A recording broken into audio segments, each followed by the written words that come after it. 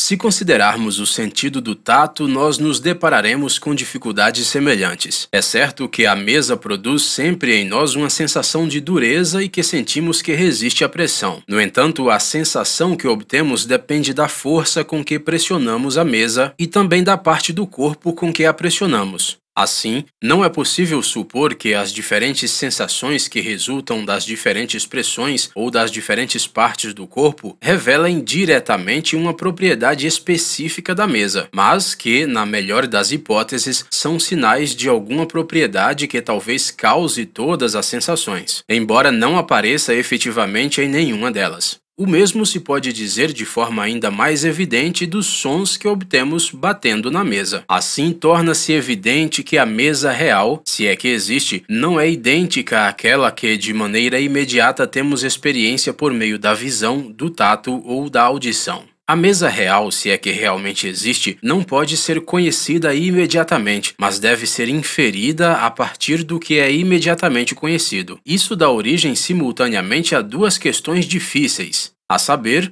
1. Existe de fato uma mesa real? 2. Em caso afirmativo, que espécie de objeto pode ser? Para examinar estas questões, será útil dispor de alguns termos simples cujo significado seja preciso e claro. Chamaremos de dados dos sentidos as coisas que são imediatamente conhecidas na sensação, tais como cores, sons, cheiros, a dureza, a aspereza, etc. Daremos o nome de sensação para a experiência de ter imediatamente consciência destas coisas. Assim, quando vemos determinada cor, temos a sensação da cor, mas a própria cor é um dado dos sentidos, não uma sensação. A cor é aquilo de que somos imediatamente conscientes, e a consciência ela mesma é a sensação. É evidente que se conhecemos algo acerca da mesa, é preciso que seja por meio dos dados dos sentidos. A cor escura, a forma retangular, a lisura, etc., que associamos à mesa, mas não podemos dizer, pelas razões já expostas, que a mesa é o dado do sentido, ou então que os dados dos sentidos são propriedades diretas da mesa. Assim, supondo que exista tal mesa, surge o problema da relação dos dados dos sentidos com a mesa real. Denominaremos a mesa real, se é que existe, de um objeto físico. Por conseguinte, temos de considerar a relação entre os dados dos sentidos e os objetos físicos. A coleção de todos os objetos físicos é denominada de matéria. Assim, as nossas duas questões podem ser relocadas da seguinte forma. 1. Existe tal coisa como a matéria? 2. Em caso afirmativo, qual é sua natureza? O primeiro filósofo que expôs claramente as razões para considerar os objetos imediatos dos nossos sentidos como não existindo independentemente de nós foi o bispo Berkeley, 1685 a 1753. Seus 3 diálogos entre Hilas e Filônous contra os céticos e ateus procurava provar que não existe tal coisa como a matéria e que o mundo consiste apenas de mentes e suas ideias. Hilas acreditara até o momento na matéria, mas não pôde competir com Filônous, que o leva implacavelmente a contradições e paradoxos e fez a negação de matéria parecer no final algo de senso comum. Os argumentos que emprega são de valor muito desigual. Alguns são importantes e corretos, outros confusos e sofísticos, mas Berkeley tem o mérito de ter mostrado que a existência da matéria é suscetível de ser negada sem absurdo, e que se há algumas coisas que existem independentemente de nós, não podem ser os objetos imediatos de nossas sensações.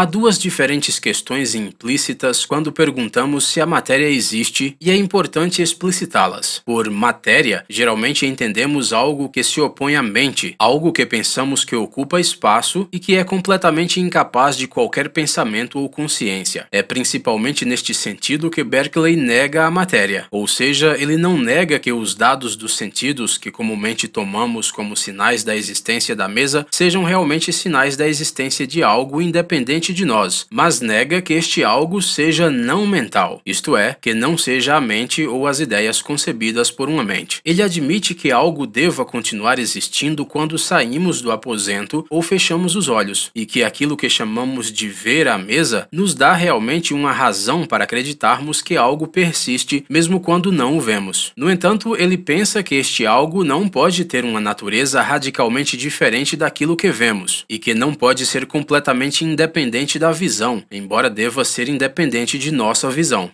Berkeley é, assim, levado a considerar a mesa real como uma ideia na mente de Deus. Esta ideia tem a necessária permanência e independência em relação a nós mesmos, como ser, como de outro modo a matéria seria, algo completamente incognoscível, no sentido de que poderia ser apenas inferida, nunca conhecida de um modo direto e imediato.